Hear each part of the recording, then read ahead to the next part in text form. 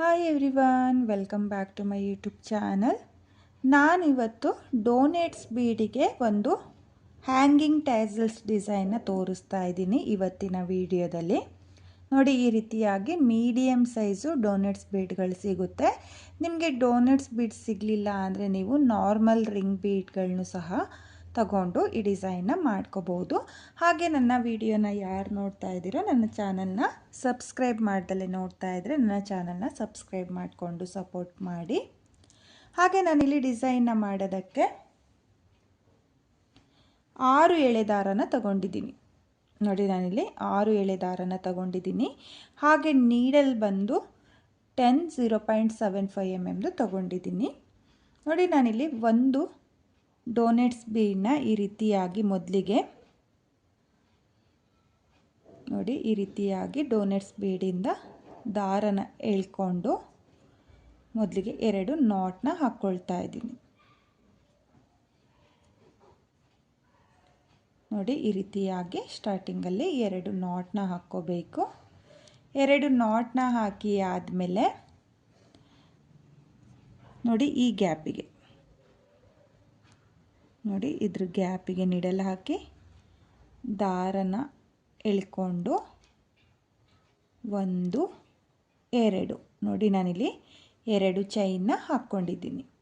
2 ಚೈನ್ನ ಹಾಕಿ ಆದಮೇಲೆ ನೀಡಲ್ ಮೇಲೆ ಒಂದು ಸಲ ದಾರನ ತಗೊಂಡು ಡೋನೆಟ್ಸ್ ಬೀಡ್ನ ಗ್ಯಾಪಿಗೆ ನೋಡಿ ಮೇಲ್ಭಾಗದಿಂದ ನೀಡಲ್ನ ಹಾಕಿ ದಾರನ ಎಳ್ಕೊಂಡು ಮೊದಲಿಗೆ 2 ದಾರನ ಒಂದು ಮಾಡ್ಕೊಳ್ತಾ ಇದ್ದೀನಿ, ಮತ್ತು 2 ದಾರನ ಒಂದು ಮಾಡ್ಕೊಳ್ತಾ ಇದ್ದೀನಿ. ನೋಡಿ, ನಾನಿಲ್ಲಿ ಡಬಲ್ ಕ್ರೋಶೆ ಕಂಬನ ಮಾಡ್ಕೊಳ್ತಾ ಇದ್ದೀನಿ. ಹಾಗೆ ಈ ಎಕ್ಸ್ಟ್ರಾ ದಾರ ಏನಿದೆಯೋ ಅದನ್ನು ಕಂಬದೊಳಗಡೆ ಹಾಕ್ಕೊಳ್ತಾ ಇದ್ದೀನಿ. ನೋಡಿ, ಈ ರೀತಿಯಾಗಿ ನೀಡಲ್ ಮೇಲೆ ದಾರನ ತಗೊಂಡು ಡೋನೆಟ್ಸ್ ಬೀಡ್ನ ಮೇಲ್ಭಾಗದಿಂದ ನೀಡಲ್ನ ಹಾಕಿ ದಾರನ ಎಳ್ಕೊಂಡು ಮೊದಲಿಗೆ 2 ದಾರನ ಒಂದು ಮಾಡ್ಕೊಳ್ಳಿ, ಮತ್ತು 2 ದಾರನ ಒಂದು ಮಾಡ್ಕೊಳ್ಳಿ. ನೋಡಿ, ನಾನಿಲ್ಲಿ ಡಬಲ್ ಕ್ರೋಶೆ ಕಂಬನ ಮಾಡ್ಕೊಳ್ತಾ ಇದ್ದೀನಿ. ನೋಡಿ, ಮತ್ತೆ ನೀಡಲ್ ಮೇಲೆ ದಾರನ ತಗೊಂಡು ನಾನು ಡೋನೆಟ್ಸ್ ಬೀಡಿಗೆ ಡಬಲ್ ಕ್ರೋಶೆ ಕಂಬನ ಮಾಡ್ಕೊಳ್ತಾ ಇದ್ದೀನಿ. ನೀವು ಅಷ್ಟೇ ಡಬಲ್ ಕ್ರೋಶೆ ಕಂಬನ ಮಾಡ್ಕೋಬೇಕು.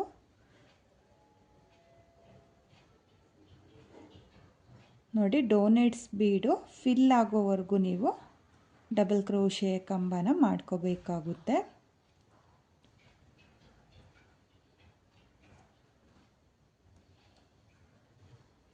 ನೋಡಿ, ಈ ರೀತಿಯಾಗಿ ಡಬಲ್ ಕ್ರೋಶೆ ಕಂಬನ ಮಾಡ್ಕೋಬೇಕು. ಹಾಗೆ ಈ ಎಕ್ಸ್ಟ್ರಾ ದಾರ ಏನಿದೆಯೋ ಅದನ್ನು ಇವಾಗ ನಾನು ಕಟ್ ಮಾಡ್ಕೊಳ್ತೀನಿ. ನೋಡಿ, ನಾನಿಲ್ಲಿ ಡಬಲ್ ಕ್ರೋಶೆ ಕಂಬದ ಒಳಗಡೆ ಈ ರೀತಿಯಾಗಿ ಎಕ್ಸ್ಟ್ರಾ ದಾರನ ಹಾಕ್ಕೊಂಡಿದ್ದೀನಿ. ಅಂದರೆ ಗ್ಲೋ ಹಾಕೋ ಅವಶ್ಯಕತೆ ಇರಲ್ಲ. ಈ ರೀತಿಯಾಗಿ ಡಬಲ್ ಕ್ರೋಶೆ ಕಂಬದ ಗ್ಯಾಪಿಗೆ ಎಕ್ಸ್ಟ್ರಾ ದಾರನ ಹಾಕ್ಕೊಂಡ್ರೆ ನೋಡಿ ಈ ರೀತಿಯಾಗಿ ಬರುತ್ತೆ. ಇವಾಗ ಮತ್ತೆ ನಾನು ಡೋನೆಟ್ಸ್ ಬೀಡಿಗೆ ಡಬಲ್ ಕ್ರೋಶೆ ಕಂಬನ ಮಾಡಿಕೊಂಡು ಫಿಲ್ ಮಾಡ್ಕೊಳ್ತೀನಿ. ನೋಡಿ, ನಾನಿಲ್ಲಿ ಡಬಲ್ ಕ್ರೋಶೆ ಕಂಬನ ಮಾಡಿಕೊಂಡು ಫಿನಿಶಿಂಗ್ ಮಾಡ್ಕೊಂಡಿದ್ದೀನಿ. ಒಟ್ಟು ನಾನಿಲ್ಲಿ 28 ಡಬಲ್ ಕ್ರೋಶೆ ಕಂಬನ ಮಾಡ್ಕೊಂಡಿದ್ದೀನಿ. ಕೌಂಟಿಂಗ್ಸ್ ಎಲ್ಲ ಹೇಳ್ತಾ ಇದ್ದೀನಿ. ನೋಡಿ, ಇಲ್ಲಿ ನಾನು 28 ಡಬಲ್ ಕ್ರೋಶೆ ಕಂಬನ ಮಾಡ್ಕೊಂಡಿದ್ದೀನಿ. 28 ಡಬಲ್ ಕ್ರೋಶೆ ಕಂಬ ಆದಮೇಲೆ ಯಾವ ರೀತಿಯಾಗಿ ಫಿನಿಶಿಂಗ್ ಕೊಡಬೇಕು ಅಂತ ತೋರಿಸ್ತೀನಿ. ನೋಡಿ, ಇಲ್ಲಿ ಸ್ಟಾರ್ಟಿಂಗಲ್ಲಿ 2 ಚೈನ್ನ ಏನು ಹಾಕ್ಕೊಂಡಿದ್ನೋ ಅದನ್ನು ಸ್ಕಿಪ್ ಮಾಡಿಬಿಟ್ಟು ನಾನು ಟೋಟಲ್ 28 ಡಬಲ್ ಕ್ರೋಶೆ ಕಂಬ ಆದಮೇಲೆ ಸ್ಟಾರ್ಟಿಂಗಲ್ಲಿ 2 ಚೈನ್ನ ಹಾಕ್ಕೊಂಡಿರ್ತೇವಲ್ಲ ಅದ್ರ ಗ್ಯಾಪಿಗೆ ನೀಡಲ್ನ ಹಾಕ್ಕೊಳ್ತಾ ಇದ್ದೀನಿ. ನೋಡಿ, ನೀಡಲ್ನ ಹಾಕಿ ದಾರನ ತಂದು ನೀಡಲ್ ಮೇಲೆ ಒಂದು ಲೂಪ್ ಇರುತ್ತಲ್ಲ ಆ ಲೂಪಿಂದನೂ ಈ ರೀತಿಯಾಗಿ ದಾರನ ಎಳ್ಕೊಂಡು ಒಂದು ಚೈನ್ನ ಹಾಕಿ ನಾನು ಈ ರೀತಿಯಾಗಿ ದಾರನ ಕಟ್ ಮಾಡ್ಕೊಳ್ತಾ ಇದ್ದೀನಿ. ನೋಡಿ, ಈ ರೀತಿಯಾಗಿ ಕಟ್ ಮಾಡಿ ಆದಮೇಲೆ ನಿಮಗೆ ಡೋನೆಟ್ಸ್ ಬೀಡು ಈ ರೀತಿಯಾಗಿ ಬರುತ್ತೆ. ಒಟ್ಟು 28 ಡಬಲ್ ಕ್ರೋಶೆ ಕಂಬನ ಮಾಡ್ಕೊಂಡಿದ್ದೀನಿ.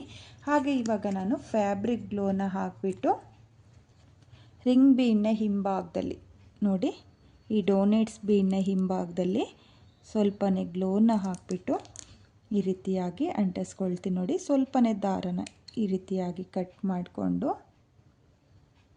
ಈ ರೀತಿಯಾಗಿ ನೀವು ಅಂಟಿಸ್ಕೋಬೇಕು. ಬ್ಯಾಕ್ ಸೈಡು ಈ ರೀತಿಯಾಗಿ ಸ್ವಲ್ಪನೇ ಫ್ಯಾಬ್ರಿಕ್ ಗ್ಲೋನ ಹಾಕಿಬಿಟ್ಟು ಅಂಟಿಸ್ಕೊಳ್ಳಿ.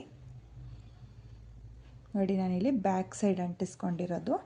ನೋಡಿ ಮೊದಲಿಗೆ ಈ ರೀತಿಯಾಗಿ ಡೋನೆಟ್ಸ್ ಬೀಡಿಗೆ ಡಬಲ್ ಕ್ರೋಶೆ ಕಂಬನ ಮಾಡ್ಕೋಬೇಕಾಗುತ್ತೆ. ಹಾಗೆ ನಾನಿವಾಗ ನೆಕ್ಸ್ಟ್ ಯಾವ ರೀತಿ ಮಾಡೋದು ಅಂತ ತೋರಿಸ್ತೀನಿ. ನೋಡಿ ನಾನಿವಾಗ ಮತ್ತೆ ರಿಂಗ್ ಬೀಡಿಗೆ ಡಿಸೈನ್ನ ಮಾಡೋದಕ್ಕೆ ಬೇರೆ ಕಲರ್ ದಾರನ ತಗೊಂಡಿದ್ದೀನಿ. ನೀವು ಕಲರ್ ಕಾಂಬಿನೇಷನ್ ದಾರನ ತಗೊಂಡು ಈ ಡಿಸೈನ್ನ ಮಾಡ್ಕೊಳ್ಳಿ. ನೋಡಿ ಇಲ್ಲಿ 2 ಚೈನ್ನ ಮೇಲೆ ಲಾಕ್ನ ಮಾಡಿಕೊಂಡು 2 ಎಕ್ಸ್ಟ್ರಾ ಚೈನ್ನ ಹಾಕಿ ಕಟ್ ಮಾಡಿದ್ವಲ್ಲ, ಅದನ್ನು ಬಿಟ್ಟು 1 2 3 4 ನೋಡಿ 4 ಕಂಬನ ಸ್ಕಿಪ್ ಮಾಡಿಬಿಟ್ಟು 5ನೇ ಕಂಬಕ್ಕೆ ಈ ರೀತಿಯಾಗಿ ನಿಡಲ್ನ ಹಾಕಿ ಮೊದಲಿಗೆ ದಾರನ ಈ ರೀತಿಯಾಗಿ ಎಳ್ಕೋಬೇಕು. ನೋಡಿ ಈ ರೀತಿಯಾಗಿ ಎಳ್ಕೊಂಡಾದ್ಮೇಲೆ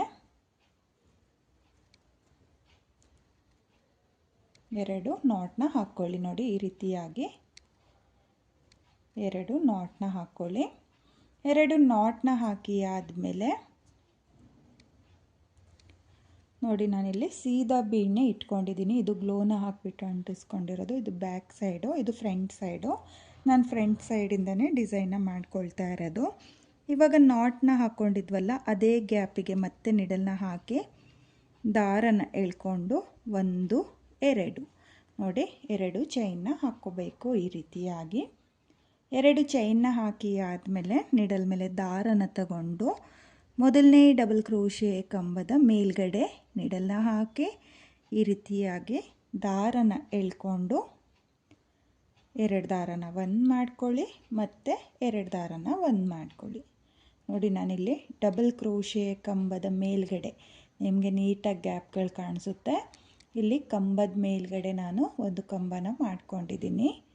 ನೋಡಿ ಡಬಲ್ ಕ್ರೋಶೆ ಕಂಬ ಆದಮೇಲೆ ನಾನು ಡಬಲ್ ಕ್ರೋಶೆ ಕಂಬಕ್ಕೆ ಪೀಕಾಟ್ನ ಮಾಡ್ಕೊಳ್ತಾ ಇದ್ದೀನಿ. 1 2 3 ನೋಡಿ ಈ ರೀತಿಯಾಗಿ ಮೊದಲಿಗೆ 3 ಚೈನ್ನ ಹಾಕಿಬಿಟ್ಟು 2 ಚೈನ್ನ ಹಾಕ್ಕೊಂಡಿದ್ವಲ್ಲ, ಅದು ಹಾಗೆ ಡಬಲ್ ಕ್ರೋಶೆ ಮಧ್ಯೆ ನೋಡಿ ಈ ರೀತಿಯಾಗಿ ಗ್ಯಾಪ್ ಇರುತ್ತೆ. ಆ ಗ್ಯಾಪಿಗೆ ನಿಡಲ್ನ ಹಾಕಿ ದಾರನ ಎಳ್ಕೊಂಡು ನಿಡಲ್ ಮೇಲೆ 2 ದಾರ ಇರುತ್ತಲ್ಲ, ಆ 2 ದಾರನ ಒಂದು ಮಾಡಿಕೊಂಡ್ರೆ ಈ ರೀತಿಯಾಗಿ ಪೀಕಾಟ್ ಕಂಬ ಆಗುತ್ತೆ. ನೋಡಿ ನಾನಿಲ್ಲಿ ಡಬಲ್ ಕ್ರೋಶೆ ಕಂಬಕ್ಕೆ 3 ಚೈನ್ನ ಹಾಕಿ ಪೀಕಾಟ್ನ ಮಾಡ್ಕೊಂಡಿದ್ದೀನಿ. ಇವಾಗ ಮತ್ತೆ ನಿಡಲ್ ಮೇಲೆ ದಾರನ ತಗೊಂಡು ಪಕ್ಕದಲ್ಲಿರೋ ಕಂಬಕ್ಕೆ ನೋಡಿ ನಾನು ಒಂದು ಕಂಬನೂ ಸ್ಕಿಪ್ ಮಾಡ್ಕೊಳ್ಳಲ್ಲ. ನೆಕ್ಸ್ಟ್ ಕಂಬಕ್ಕೆ ಇದು ಡಬಲ್ ಕ್ರೋಶೆ ಕಂಬನ ಏನು ಮಾಡ್ಕೊಂಡಿರ್ತೀವೋ ಅದರ ಪಕ್ಕದಲ್ಲಿರೋ ಕಂಬಕ್ಕೆ ಡಬಲ್ ಕ್ರೋಶೆ ಕಂಬನ ಮಾಡ್ಕೊಳ್ತಾ ಇದ್ದೀನಿ. ನೋಡಿ ಡಬಲ್ ಕ್ರೋಶೆ ಕಂಬ ಆದಮೇಲೆ 1 2 3 ಚೈನ್ನ ಹಾಕಿ ಡಬಲ್ ಕ್ರೋಶೆ ಕಂಬದ ಪಕ್ಕದಲ್ಲೇ ನಿಡಲ್ನ ಹಾಕಿ ದಾರನ ಎಳ್ಕೊಂಡು ಈ ರೀತಿಯಾಗಿ 2 ದಾರನ ಒಂದು ಮಾಡಿಕೊಂಡ್ರೆ ಪೀಕಾಟ್ ಕಂಬ ಆಗುತ್ತೆ. ನೋಡಿ ಇವಾಗ ಮತ್ತೆ ನಾನು ನೆಕ್ಸ್ಟ್ ಕಂಬಕ್ಕೆ ಡಬಲ್ ಕ್ರೋಶೆ ಕಂಬನ ಮಾಡ್ಕೊಳ್ತಾ ಇದ್ದೀನಿ. ಡಬಲ್ ಕ್ರೋಶೆ ಕಂಬ ಆದಮೇಲೆ 3 ಚೈನ್ನ ಹಾಕಿ ನೀವು ಪೀಕಾಟ್ನ ಮಾಡ್ಕೋಬೇಕು. ನೋಡಿ ಈ ರೀತಿಯಾಗಿ ನೀವು ಡಿಸೈನ್ಸ್ನ ಮಾಡ್ಕೋಬೇಕಾಗುತ್ತೆ. ನೋಡಿ ನಾನಿಲ್ಲಿ ಡೋನೆಟ್ಸ್ ಬೀಡಿಗೆ ಮಾಡ್ಕೊಳ್ತಾ ಇರೋದು. ಡೋನೆಟ್ಸ್ ಬೀಡ್ ಸಿಗಲಿಲ್ಲ ಅನ್ನೋರು ನೀವು ಇದೇ ಡಿಸೈನ್ನ ರಿಂಗ್ ಬೀಡಿಗೂ ಸಹ ಮಾಡ್ಕೋಬೋದು. ರಿಂಗ್ ಬೀಡು ಡೋನೆಟ್ಸ್ ಬೀಡು ಒಂದೇ ರೀತಿಯಾಗಿ ಬರುತ್ತೆ. ನೋಡಿ ಮತ್ತೆ ನಾನು ಡಬಲ್ ಕ್ರೋಶೆ ಕಂಬನ ಮಾಡಿಕೊಂಡು 3 ಚೈನ್ನ ಹಾಕಿ ಪೀಕಾಟ್ನ ಮಾಡ್ಕೊಳ್ತಾ ಇದ್ದೀನಿ. ನೋಡಿ ನಾನಿಲ್ಲಿ ಒಟ್ಟು 19 ಪೀಕಾಟ್ ಕಂಬನ ಮಾಡ್ಕೊಂಡಿದ್ದೀನಿ. 19 ಪೀಕಾಟ್ ಕಂಬನ ಮಾಡ್ಕೋಬೇಕಾಗುತ್ತೆ. ಪೀಕಾಟ್ ಕಂಬ ಆದಮೇಲೆ ನಿಡಲ್ ಮೇಲೆ ಒಂದು ಸಲ ದಾರನ ತಗೊಂಡು ನೆಕ್ಸ್ಟ್ ಕಂಬಕ್ಕೆ ಒಂದು ಡಬಲ್ ಕ್ರೋಶೆ ಕಂಬನ ಮಾಡ್ಕೊಳ್ಳಿ. ನೋಡಿ ಈ ರೀತಿಯಾಗಿ ನೀವು ಫಿನಿಶಿಂಗ್ ಮಾಡ್ಕೋಬೇಕಾಗುತ್ತೆ. ಕೊನೆಯಲ್ಲಿ ಏನು ಡಬಲ್ ಕ್ರೋಶೆ ಕಂಬನ ಮಾಡ್ಕೊಂಡಿರ್ತೀರೋ ಅದಕ್ಕೆ ಪೀಕಾಟ್ನ ಮಾಡ್ಕೊಳ್ಳೋಕ್ಕೆ ಹೋಗಬೇಡಿ.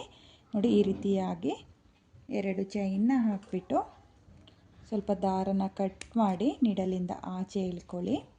ನೋಡಿ ಈ ರೀತಿಯಾಗಿ ನೀವು 2ನೇ ಸ್ಟೆಪ್ನ ಮಾಡ್ಕೋಬೇಕಾಗುತ್ತೆ ಡೋನೆಟ್ಸ್ ಬೀಡಿಗೆ. ಹಾಗೆ ಈ ಎಕ್ಸ್ಟ್ರಾ ದಾರ ಏನಿದೆಯೋ ಅದನ್ನು ಡಿಸೈನ್ನ ಹಿಂಭಾಗದಲ್ಲಿ ನಾನು ಗ್ಲೋನ ಹಾಕಿಬಿಟ್ಟು ಅಂಟಿಸ್ಕೊಳ್ತೀನಿ. ನೋಡಿ 2 ಸೈಡ್ ಏನು ದಾರ ಇರುತ್ತೋ ಅದನ್ನು ನೋಡಿ ಗ್ರೀನ್ ಕಲರ್ ದಾರ ಏನಿರುತ್ತೋ ಅದಕ್ಕೆ ಅಂಟಿಸ್ಕೊಳ್ಬೇಡಿ. ಅದೇ ಕಲರ್ನಲ್ಲಿ ಏನು ವರ್ಕ್ ಮಾಡ್ಕೊಂಡಿರ್ತೀರೋ ಆ ದಾರದ ಮೇಲೆ ಈ ರೀತಿಯಾಗಿ ದಾರಗಳನ್ನ ಅಂಟಿಸ್ಕೋಬೇಕಾಗುತ್ತೆ. ನೋಡಿ ಈ ರೀತಿಯಾಗಿ ಸ್ವಲ್ಪನೇ ಗ್ಲೋನ ಹಾಕಿಬಿಟ್ಟು ಅಂಟಿಸ್ಕೊಳ್ಳಿ. ನೋಡಿ ಎರಡೂ ಸೈಡು ನಾನು ಈ ರೀತಿಯಾಗಿ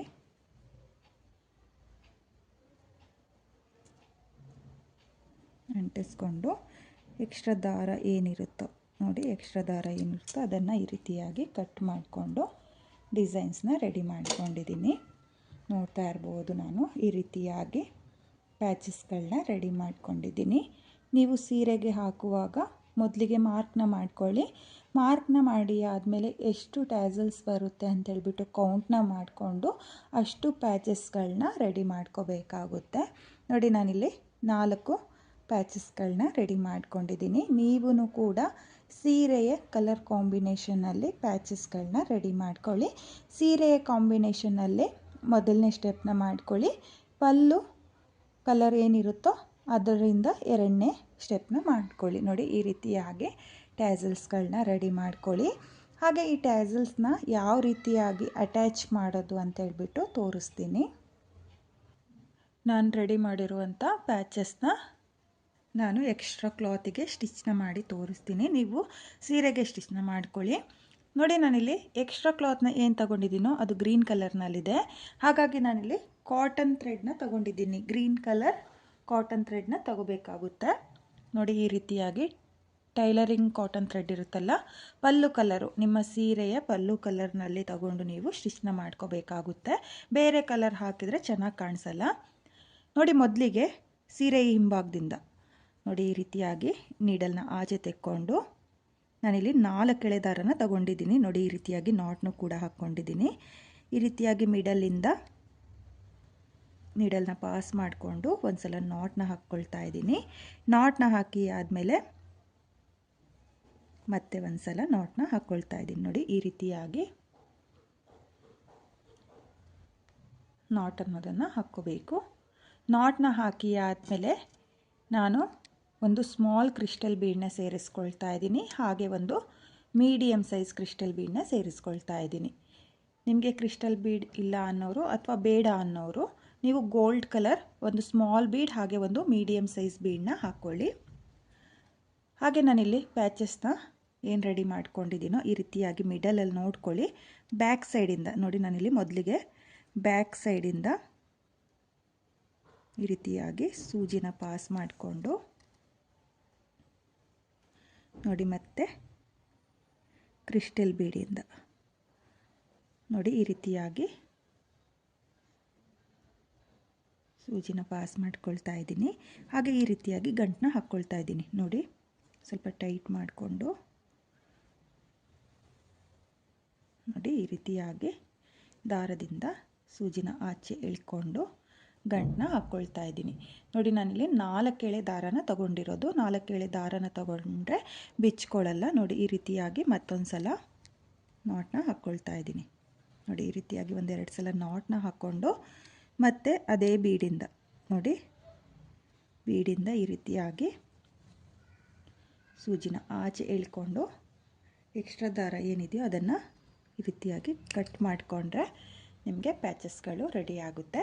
ಹಾಗೆ ಪ್ಯಾಚಸ್ನ ರೆಡಿ ಆದಮೇಲೆ ಈ ರೀತಿಯಾಗಿ ಬ್ಯಾಕ್ ಸೈಡಲ್ಲಿ ಸ್ವಲ್ಪ ಗ್ಲೋನ ಹಾಕಿಬಿಟ್ಟು ಅಂಟಿಸ್ಕೊಳ್ಳಿ.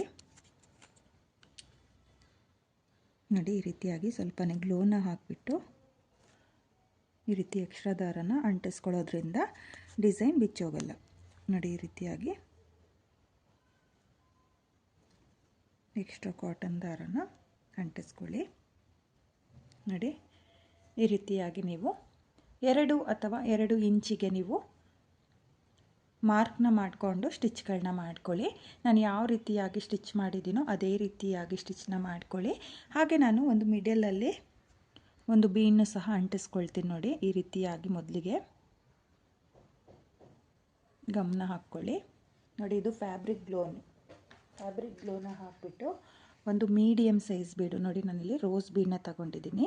ಈ ರೀತಿಯಾಗಿ ಮಿಡಲಲ್ಲಿ ಒಂದು ಮೀಡಿಯಮ್ ಸೈಜು ರೋಸ್ ಬೀಡನ್ನ ಈ ರೀತಿಯಾಗಿ ಅಂಟಿಸ್ಕೊಂಡಿದ್ದೀನಿ ನೋಡಿ. ಈ ರೀತಿಯಾಗಿ ಅಂಟಿಸ್ಕೊಂಡ್ರೆ ಡಿಸೈನು ತುಂಬಾ ಚೆನ್ನಾಗಿ ಕಾಣಿಸುತ್ತೆ.